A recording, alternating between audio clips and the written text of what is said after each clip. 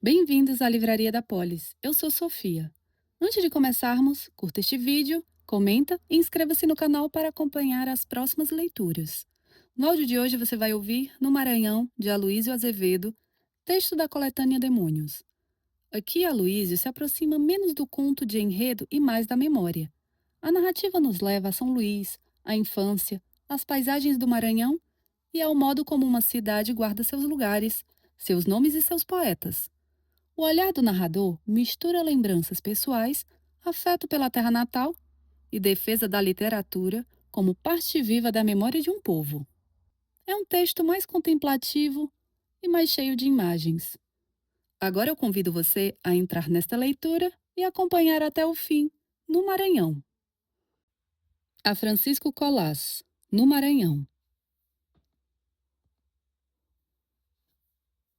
Quando eu tinha 13 anos lá na província, uma das famílias que mais intimamente se dava com a minha era a do velho Cunha. Um bom homem, já afastado do comércio a retalho, onde fizera o seu pecúlio e casado com uma senhora brasileira, Dona Mariana. Tinha um casal de filhos, Luiz e Rosa, ou Rosinha, como lhe chamávamos. Luiz era mais velho que a irmã, apenas um ano, e mais moço do que eu, apenas meses. Fomos, bem dizer, criados juntos. Porque quando não era eu que ia visitá-los, eram eles dois que vinham passar o dia comigo. Moravam na praia de Santo Antônio, num grande e belo sobrado, cujos fundos, como de todas as casas do litoral da ilha do Maranhão, davam diretamente para o mar. O Cunha, além desta casa que era de sua propriedade, tinha um sítio onde ia frequentemente passear com a família, quase sempre levando-me também. O sítio chamava-se Boa-Vinda e ficava à margem do rio Anil, para além de Vinhais. Embarcava-se no próprio quintal da casa. Estes passeios à Boa-Vinda constituíam um dos maiores encantos da minha infância. Criado à beira do mar na minha ilha, eu adorava a água. Aos 12 anos, era já valente nadador. Sabia governar um escaler ou uma canoa, amainar com destreza a vela num temporal. O meu remo não se deixava bater facilmente pelo remo de pá de qualquer jacu-maúba pescador de piabas. Saíamos quase sempre no segredo da primeira madrugada e chegávamos ao sítio ao repontar do sol. Ah, que deliciosos passeios, que belas manhãs frescas, deslizadas por entre os mangais, sentindo-se recender forte o odor salgado das maresias. E depois, lá no sítio, instalado na varanda de telha vã, que prazer não era devorar o almoço, assentados todos em bancos de pau, de volta de uma mesa coberta de linho claro, a beber-se o vinho novo do caju por grandes canecas de terra vermelha. E depois, toca a brincar. Toca a correr por aí afora, em pleno mato, cabelos ao vento, corpo e coração à larga. E à tarde, depois do jantar, quando a natureza principiava a cair nos desfalecimentos chorosos do crepúsculo, vínhamos todos a sentar-nos na eira, defronte da casa, ouvindo o pio mavioso e plangente das sururinas que se acoitavam para dormir nas matas próximas. Então Luiz ia buscar a sua flauta, Rosinho o seu violão, e eu, acompanhado por eles, punha-me a cantar as modas mais bonitas de minha terra. Dona Mariana e o Cunha gostavam de ouvir-me cantar. Nesse tempo a minha voz tinha ainda, como minha alma, toda a frescura da inocência. À noite, enfim, metia-se de novo no balaio as vasilhas do farnel, carregava-se com tudo para bordo da canoa, estendia-se por cima uma vela de lona, em que nos assentávamos os três, Luís, a irmã e eu. O Cunha tomava conta do leme com a mulher ao lado. 3 escravos encarregavam-se dos remos e rebatíamos para a cidade. Tanto era risonha e viva a ida pela manhã, quanto era arrastada e quase triste a volta pela noite. Dona Mariana começava a cabecear de sono. O Cunha punha-se a falar conosco sobre as nossas obrigações de aula no dia seguinte.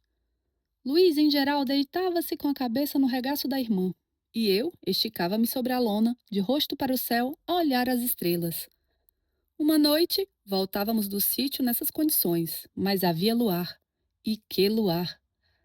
Desde que parece feito para quem anda embarcado, deste que vai espalhando pelo caminho adiante brancos fantasmas que soluçam, correndo pelas águas, surgindo e desaparecendo com as suas mortalhas de prata, numa agonia de morte, como se fossem as almas aflitas dos afogados. Tínhamos já passado Vinhais havia muito, e íamos agora deixando atrás de nós, uma por uma, todas as velhas quintas do Caminho Grande, que dão um lado para o anil. Dona Mariana toscanejava como de costume, recostada numa almofada, o rosto pousado na palma da mão. Rosinha, com o braço fora da canoa, brincava pensativa com as pontas dos dedos na orla fosforescente que se fazia nas águas a cada rumorosa braceagem dos remos.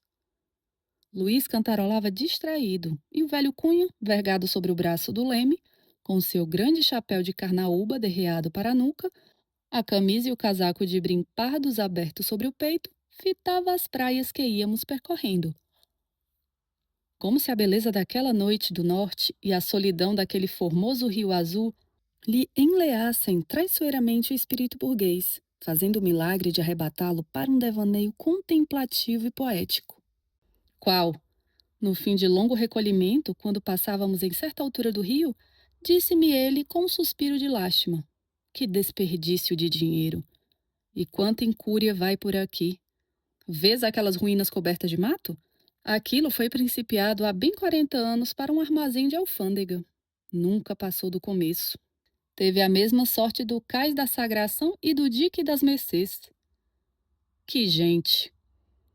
E pus-me a considerar as ruínas que pareciam crescer à luz do luar. E o Cunha, possuído de uma febre de censura, continuava a derramar pelas tristes águas do anil a sua cansada indignação contra os malditos presidentes de província, que tão mal cuidavam de nossa pobre e querida capital. E a marcha monótona e vagarosa da canoa ia se desdobrando lentamente ao lado de nós todo o flanco alcantilado da cidade. Surgiu à distância o Largo dos Remédios, elevando-se da praia como um velho baluarte dos tempos guerreiros. Ouvia-se já um rumor tristonho de casuarinas. "Está ali!" exclamou Cunha, estendendo o braço para o lado da terra. "Para que aquilo?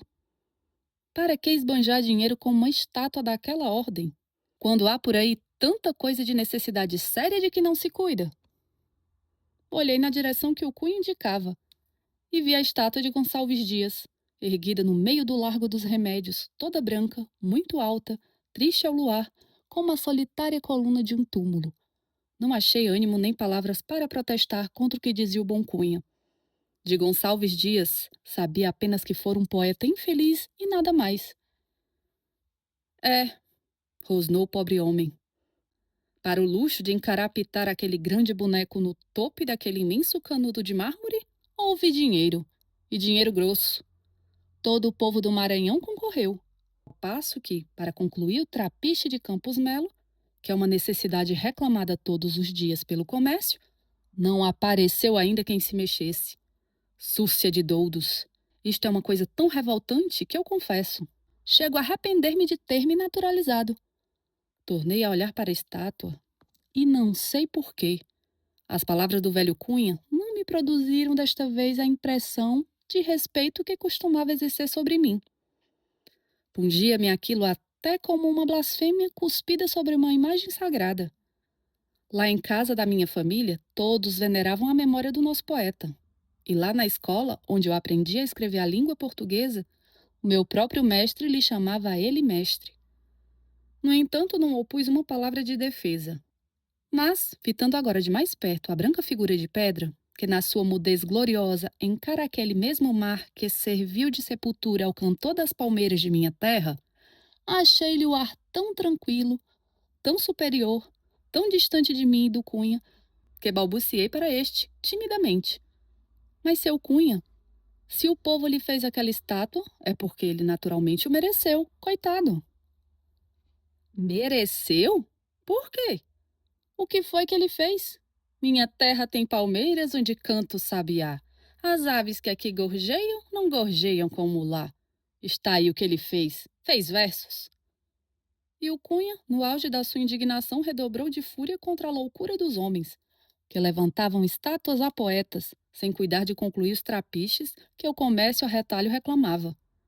Nesse instante, a canoa deslizava justamente por defronte do Largo dos Remédios. A lua, perdida e só no meio do céu luminoso, Banhava no seu misterioso eflúvio a imóvel e branca figura de mármore. E Rosinha, que não prestara atenção à nossa conversa, abriu a cantar, com a sua voz cristalina de donzela, uma das cantigas mais populares do Brasil.